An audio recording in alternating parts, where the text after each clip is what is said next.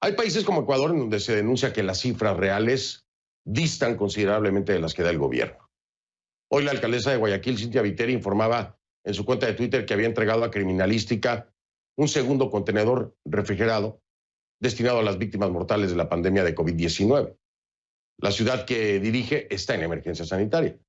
Guayaquil es el epicentro de la epidemia en el Ecuador y ahí los cadáveres permanecen días en las calles sin que nadie lo recoja, como hemos venido denunciando en este programa durante toda la semana. Y quiero decirle que afortunadamente, cuando hemos mostrado esta situación que se vive en Guayaquil, ha habido reacciones. Ha habido reacciones de parte del gobierno del presidente Lenín Moreno, ha habido reconocimiento también de sus registros. El propio presidente Lenín Moreno pidió transparencia y eso se reconoce y eso se agradece. Y quiero dejarle bien claro, porque honestamente, aún siendo periodistas, a veces llegamos a un punto en el que hay que aclarar las cosas. Ni soy correísta, ni soy leninista, soy periodista, señores. Y había que denunciar lo que se tenía que denunciar, no en un ataque a los ecuatorianos, en una ayuda a los ecuatorianos, para que se hicieran cargo de lo que no se estaban haciendo cargo.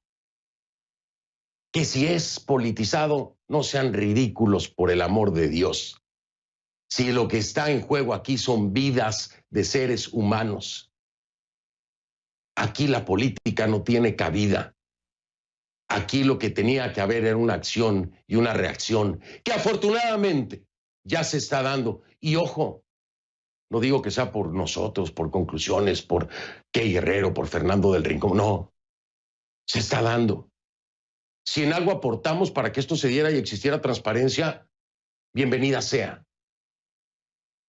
Cuando se denuncia y se apunta la falta de capacidad de un gobierno, no se hace desde una perspectiva política, porque, que le quede bien claro, soy apolítico.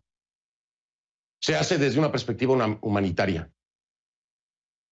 Porque si yo le mostrara la cantidad de centenares de emails que he recibido de gente pidiendo ayuda, lloraría junto conmigo por la noche de saber las tragedias que nosotros nos enteramos. De eso se trata. Por amor al ser humano, por obligación como periodista y por ayudar a los ecuatorianos. Ninguna crítica va contra el país, va contra el gobierno. Cualquier gobierno que no esté cumpliendo su función en cualquier país latinoamericano, no se confundan.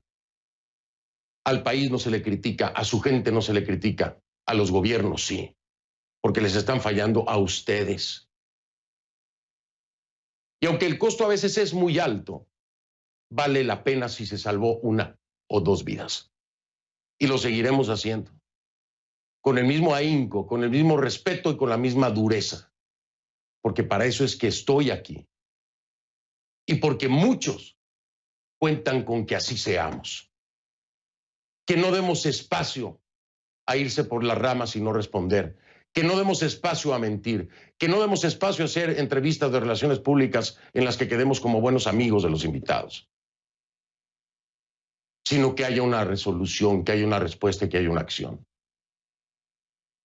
Cuando se conmina a un presidente o algún funcionario a dar testimonios y declaraciones en este programa, no es para mí, es para ustedes, es para la gente que hoy me pide respuestas que ni yo mismo tengo como periodista. Solo las tiene quien está organizando el circo. Y con él es con el que tenemos que hablar. Si este tipo de programas y este tipo de periodismo no existiera, ¿quién se hubiera enterado de lo que estaba pasando en Guayaquil? Porque quiero decirle algo. Tengo conocimiento de fuente directa de médicos amenazados por funcionarios del gobierno de perder o de quitarle su licencia si hablaban de la realidad en Guayaquil. Hasta ese punto se llegó. Y el gobierno que estuviese en turno sería cuestionado igualmente y con la misma fuerza. Tenemos la piel muy gruesa. pueden seguir con los ataques. A mí lo que me importa es el ser humano, es el de a pie, es el que hoy llora en su casa porque tiene un muerto en la sala. A mí lo que me importa es que se le solucione la vida a todos esos que hoy no han encontrado solución por falta de apoyo. Hago esta aclaración, no la vuelvo a hacer nunca más. Quien la entienda, qué bueno, quien no, siga en su necedad. Este es nuestro trabajo, lo hacemos con dignidad y con el respeto, sí con la dureza. Cuando la gente muere por culpa de la falta de acción de un gobierno, será con dureza. Porque las vidas humanas valen más que cualquier político y política. Dicho esto, le cuento que la propia Viteri, la alcaldesa, ha denunciado esa realidad en sus redes sociales y ayer solicitaba a las autoridades competentes la facultad para realizar el levantamiento de los cuerpos que esperan en las casas y en las calles. Entre el 23 y el 30 de marzo, las autoridades recogieron en Guayaquil más de 300 cadáveres de las casas, pero no fue suficiente. En los últimos 3 días, la Fuerza de Tarea Conjunta designada por el gobierno levantó 150 cadáveres al día. Este viernes, la ministra de Gobierno, María Paula Romo, reconoció que los reportes oficiales que hemos visto hasta ahora solo muestran una parte de la realidad. Perdón, se lo voy a leer de nuevo y se lo voy a repetir. Porque así de duro pregunté y no respondieron. La presión mediática los obligó a decir esto. María Paula Romo, la ministra de Gobierno, dijo textualmente que lo que hemos visto hasta ahora solo muestra una parte de la realidad. Un universo reducido de personas. ¿Y por qué? ¿Por qué solo se muestra una parte de la realidad? ¿Por qué no se mostraba la totalidad? Esas son las preguntas que uno tiene que hacer y está obligado a hacer. Ahora es que estaremos viendo la realidad. ¡Qué bueno! Se llegó el momento.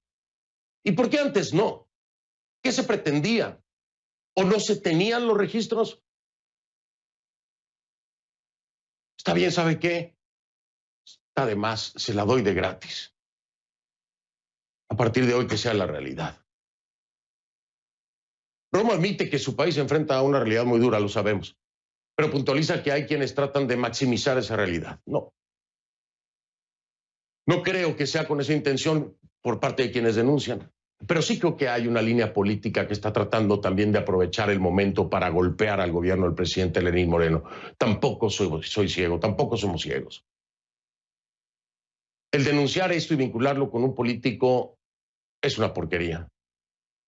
El no aceptar que hay una línea política que lo está utilizando sería muy iluso e irresponsable. Sí la hay, en efecto la hay. Están aprovechando un mal momento de este gobierno. Al mismo tiempo, el presidente Lenín Moreno dijo este viernes que casi la mitad de las personas contagiadas no han respetado el aislamiento. Y esa es otra parte importante para los ecuatorianos, para los mexicanos, para todos en el continente. Respetar el aislamiento. Si no lo entendemos, no vamos a salir de esta. No importa cuál sea el gobierno, ¿eh? Si seguimos siendo tan ignorantes e irresponsables, no importa cuál sea el gobierno, no van a poder detener el contagio porque usted no está haciendo su parte. Y le quiero decir algo, hizo una acusación seria y fuerte el presidente Lenín Moreno. Aquellos que no respetan el aislamiento, dijo, los acusó de estar matando a otros ecuatorianos. ¿Y sabe qué? Se oye duro, pero tiene razón Lenín Moreno. Usted puede estar matando a alguien si no mantiene el aislamiento. Escuche. Compatriotas, el problema es el mismo, aunque proporciones diferentes. La irresponsabilidad social es la misma, la indolencia es la misma, por Dios, entendamos la gravedad de esto. Es completamente inaceptable. Ya basta. No hagan eso. Están matando a otros ecuatorianos. No salgan de sus casas. No abandonen el tratamiento médico. De lo contrario, esa es una acción criminal. Completamente de acuerdo con el presidente Lenín Moreno. Para los ecuatorianos, para los mexicanos, para los hondureños, para los brasileños, para los argentinos, para los panameños, para todo el mundo. Tal vez usted no tenga siquiera síntomas del coronavirus y decide salir porque se siente bien. 3 personas y eso va incrementando exponencialmente. Y en el camino, muchas mueren. Y el culpable fue usted, irresponsable, que se quedó en la calle en lugar de quedarse aquí, en casa. Eso es una realidad. Quiero decirle de nueva cuenta que hemos solicitado varias entrevistas sin éxito con el gobierno de Ecuador, con el presidente Moreno.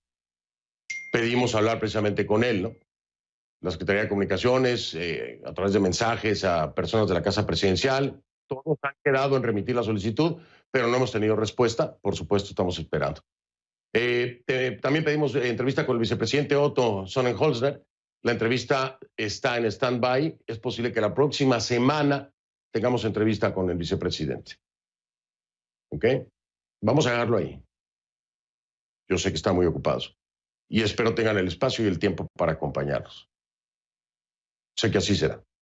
Hago una pausa, regreso. Vamos a hablar con Fernando Villavicencio, periodista y director del portal Periodismo Investigativo en Vivo desde Quito. Y también más adelante hablaremos con Carlos Luis Morales, que es prefecto de la provincia del Guayas. Ya vengo.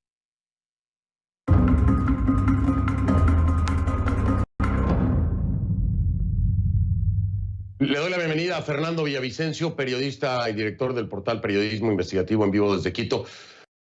Fernando, ¿cómo estás, tocayo? Buenas noches, bienvenido. Buenas noches, Fernando. Buenas noches, América Latina. Sobreviviendo estoy en Quito, pero sin duda contagiado de un enorme dolor, de una gigante impotencia por la tragedia que vive principalmente la ciudad de Guayaquil. Así es. Efectivamente, el Guayas es terrorífico, es dolorosísimo, es muy grave, pero Fernando, tú tienes muy claro el panorama. Mandaste un tuit hoy que resume básicamente lo que está pasando, ¿no? Y por eso hay tanta gente equivocada en su forma de pensar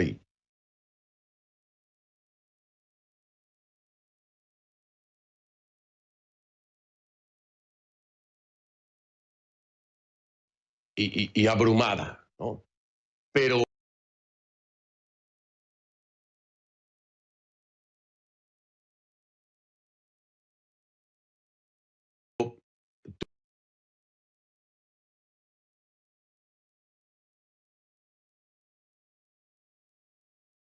tú lo dijiste claro, un problema con el desempeño que ha tenido el gobierno de Lenín Moreno, pero también un oportunismo del correísmo y de Rafael Correa.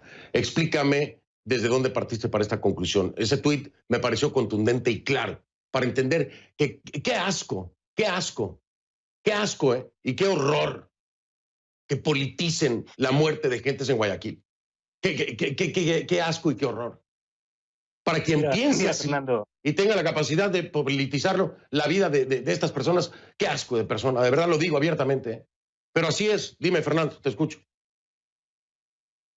quienes estamos trabajando en aislamiento recibimos como periodistas decenas, centenares de mensajes, videos, esos videos que tú has visto, que América, que el mundo está viendo, de cómo un ciudadano ve morir a su padre, a su hermano, lo graba con su teléfono en su casa pobre de un barrio pobre de Guayaquil y tiene su cadáver de su padre, de su hermano en casa y no tiene a quién pedir y pide a un periodista, por favor, ayúdennos. Entonces nosotros nos convertimos en los intermediarios y tenemos el compromiso de vida periodístico de difundir esto y lo hacemos en nuestras redes y lo hacemos en nuestros medios. Y claro, y nosotros decimos que aquí no se ha contado la verdad. Y el propio presidente Moreno acaba en las últimas horas de confesarse ante el altar mayor de la patria que él no dijo la verdad, que su gobierno no dijo la verdad. Y la ministra de Gobierno, Fernando, y la ministra de Gobierno, María Paula Romo, también lo acaba de decir. No se estaba viendo el total de la realidad. Pero claro, entonces, entre esas medias verdades que contaba el gobierno del presidente Moreno, aparece esta cantidad de noticias falsas, fake news, armado de forma deliberada por un actor político que es prófugo de la justicia, y no tengo problema en decirlo, Rafael Correa Delgado. Es él con esta banda que está ubicada en México, y digo banda porque así lo define la fiscal general del Estado. Y es en este momento, Fernando, donde el correísmo pretende conspirar una vez más en contra del Estado ecuatoriano, porque el día martes 7, la próxima semana, el Tribunal Penal, en el mayor caso de corrupción que fue investigado por estos periodistas de este medio, con seguridad el expresidente Correa será sentenciado. Entonces, lo que pretende el expresidente Correa, prófugo de la justicia, es aprovechar el dolor que vive el país y la inoperancia del gobierno de Moreno, porque eso tiene que saber América Latina. Porque cuando nosotros vemos a los funcionarios del gobierno del presidente Moreno dando las cifras falsas del dolor en Guayaquil, estamos viendo a los funcionarios del gobierno de Correa, porque son los mismos. La señora Alexandra Ocles fue asambleísta y fue alto cuadro del gobierno de Correa. El señor Huate, el señor Granda. Todos, casi todos los que están en el gobierno de Moreno responden al gobierno de Correa, a la escuela de Correa. Pero ¿qué estamos viviendo en el Ecuador? Una doble y una triple tragedia, porque Correa dejó devastando el Ecuador con la mayor corrupción de la historia. Los hospitales quedaron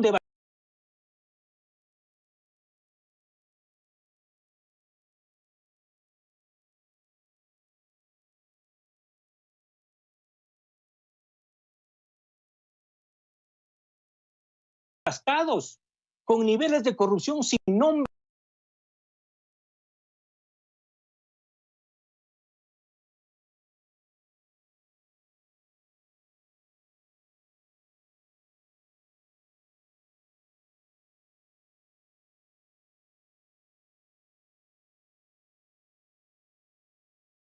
Los hospitales que fueron construidos por Correa fueron construidos con el 300 y el 400% de sobreprecio por la empresa china Sinohydro. Me refiero a los hospitales del IES. ¿Y quién construyó? Un exfuncionario del gobierno, el presidente Moreno, que la mujer está de embajadora en Canadá. ¿Y qué es lo que pasa, Fernando? Nosotros, vean los reportajes de periodismo de investigación. Desde hace 2 años denunciamos al mundo que el gobierno del presidente Moreno entregó en subasta política los principales hospitales del Seguro Social y del Ministerio de Salud a caciques políticos, y los niveles de corrupción en los hospitales del Seguro Social y en los hospitales del Ministerio de Salud son terribles, pero la salud en el Ecuador, Fernando, estaba colapsada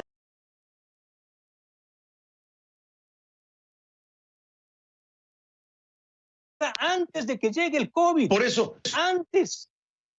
Sí. Es muy importante, es completamente claro. Lo dices tú, una triple tragedia. Sí, ya el Estado de por sí no tenía dinero, no tenía plata. Lenín Moreno no tenía plata para esto, pero además tienes un sistema de salud que está ya frágil desde antes de llegar el coronavirus. ¿Y de dónde viene? Viene de Correa. Sí, le llega a Lenín Moreno. Lenín Moreno y sus funcionarios, entonces, lejos de dar transparencia a esto y explicar la situación, empiezan a manipular cifras y a dar y decir medias verdades. Y después, por la presión mediática, vienen a reconocer que ni son las cifras ni dijeron la verdad completa. ¿Por qué se hace esto? ¿Por qué no se pudo tener transparencia?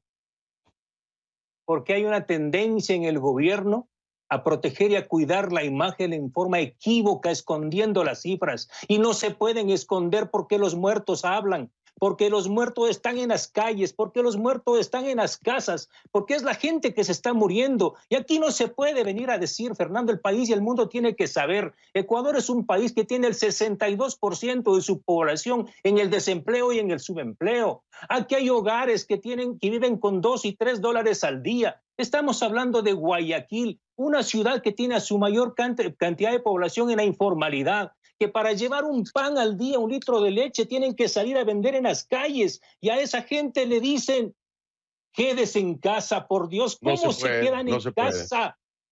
Fernando, hay barrios en Guayaquil que durante años no han tenido agua y ahora le pasan la propaganda, lávese las manos bien bonito. O sea, Eso duele. A nosotros como periodistas nos duele. Tocayo, han fallecido Claro. 5 colegas en Ecuador, 5 colegas, enfermeras contaminadas, médicos contagiados, médicos fallecidos, centrales térmicas eléctricas con personal fallecido, sin emergencia.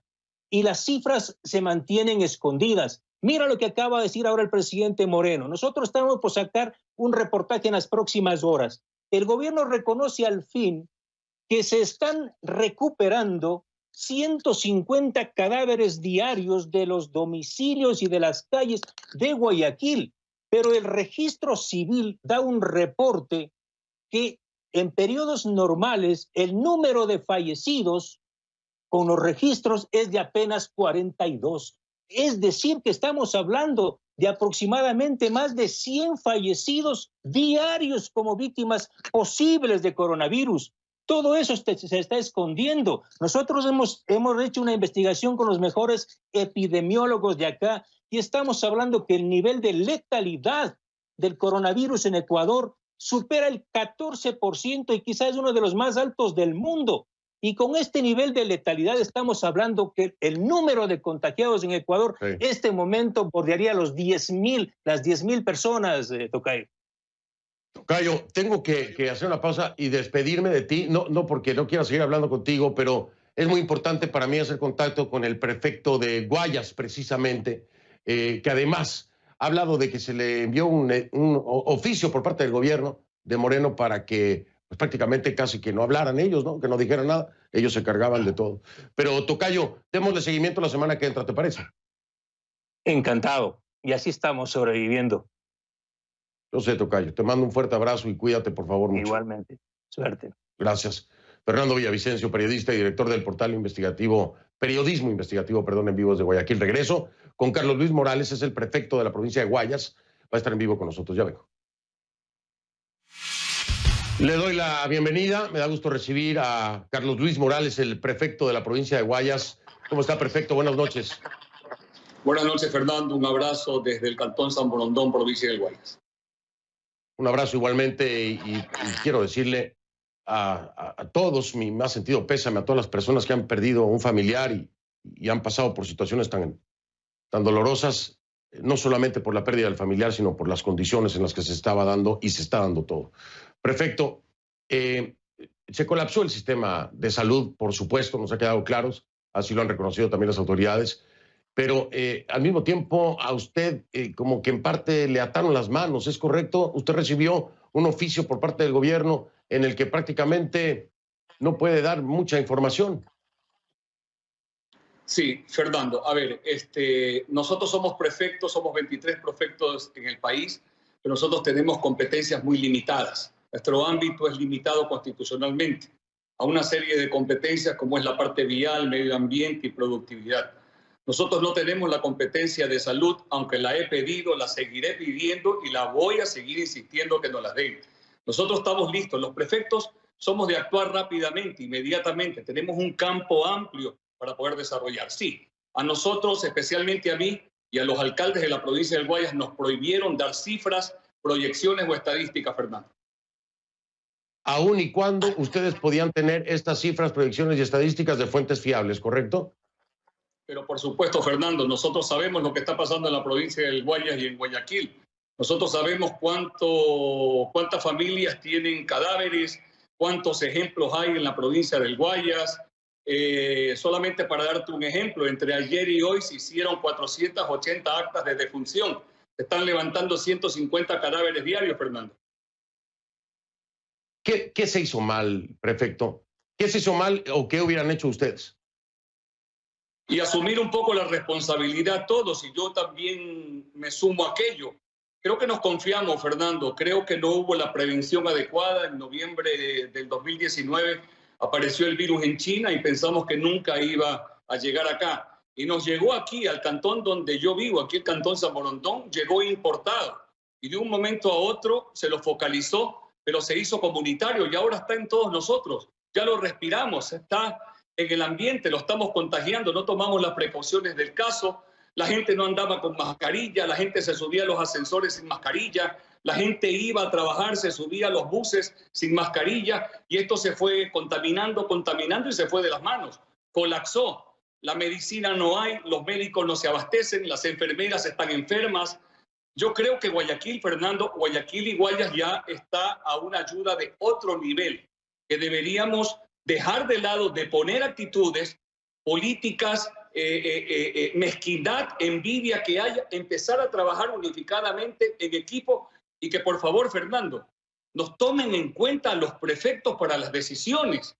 Nosotros, Fernando, somos los que estamos más cerca al pueblo. A nosotros nos llaman la madre que pierde al hijo, el hijo que pierde al padre. Nosotros estamos cercanos a la gente.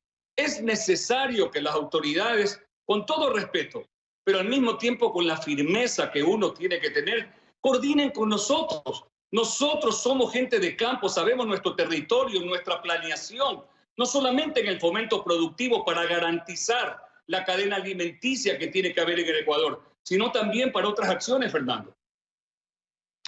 Prefecto, tengo muy poco tiempo. Este cambio, este golpe de timón, este cambio de rumbo y reconocimiento por parte del presidente Lenín Moreno y de parte de su gabinete, ¿le parece que es un avance importante? Es un avance importante. Y yo creo que estamos a tiempo todavía para trabajar todos unificadamente y de la mano y en conjunto. Aquí estamos los 23 prefectos que somos la parte importante del país. Fernando, los prefectos movemos y tenemos el pulso de las provincias. Señor presidente, aquí estamos para trabajar con usted, que nos tomen en cuenta las autoridades en las decisiones importantes.